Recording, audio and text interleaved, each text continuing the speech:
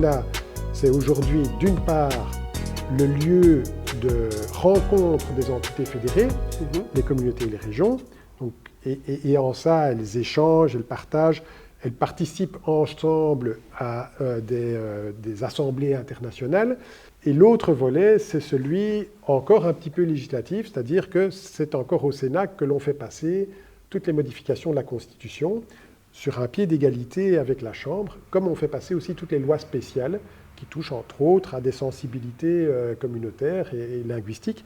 Et donc ces deux volets-là sont traités au Sénat sur un pied d'égalité avec la Chambre.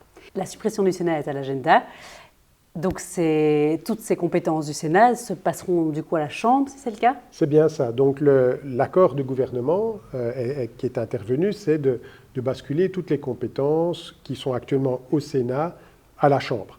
Alors dans le programme des engagés, il y avait la conscience qu'avec toutes ces réformes successives du Sénat, quelque part, le Sénat n'a pas toujours trouvé sa pleine place. On a diminué ses compétences, mais on lui en a laissé un petit peu, et cette situation était un peu insatisfaisante, en particulier au Sénat pour le moment, contrairement à la Chambre, on n'interroge pas les membres du gouvernement. Et dans le programme des engagés, il y avait le constat que quelque part, soit il fallait réformer le Sénat, soit éventuellement il fallait le supprimer.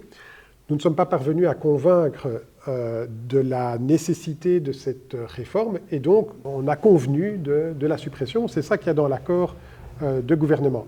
Donc aujourd'hui, pour transcrire cette suppression, il va falloir plus que le gouvernement, plus qu'une majorité, puisqu'il faut 2/3 des voix. Il faut 2/3 des voix au Sénat et à la Chambre. Il y a des textes qui ont été introduits qui permettent cette suppression, qui doivent faire l'objet maintenant de discussions. La suppression aussi du Sénat, et je pense que c'est utile de le dire, le premier bénéfice n'est certainement pas une économie, parce que le personnel, je l'ai dit, est dans un processus de fusion, il fait un travail qui se poursuit et donc le personnel reste, et c'est 80% du financement. Et puis le bâtiment reste, et puis il est utilisé déjà aujourd'hui pour plein d'usages autres que ceux de l'institution du Sénat. Et les sénateurs eux-mêmes, je l'ai dit, 50 sénateurs sur 60 sont des sénateurs qui viennent des communautés des régions. Et eux, ils ont leur salaire des communautés des régions. Ça fait une économie très réduite, en tout cas dans la masse salariale pour le sénateur. Et donc l'impact budgétaire, tu l'as évoqué. Quel serait l'impact du coup sur notre système démocratique qui passerait donc d'un bicaméral à un monocaméral? Ce qui se fait aujourd'hui, parfois en 2 temps, comme les modifications de la Constitution, qui sont quand même... La Constitution, c'est le cœur de notre démocratie, c'est ce qui nous protège. Et j'ai usage de dire que quand on opère et qu'on change la Constitution, on opère à cœur ouvert. Il ne s'agit pas que le scalpel glisse. Donc, il faut faire très attention quand on modifie la Constitution. Et donc, ça ferait basculer, entre autres, les modifications de la Constitution de 2 chambres en une seule.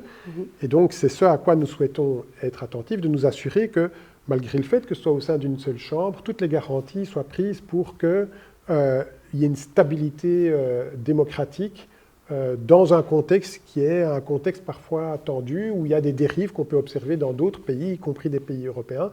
Et donc là, il y a des mécanismes pour s'assurer que ce passage à un système monocaméral se fasse dans les meilleures conditions possibles.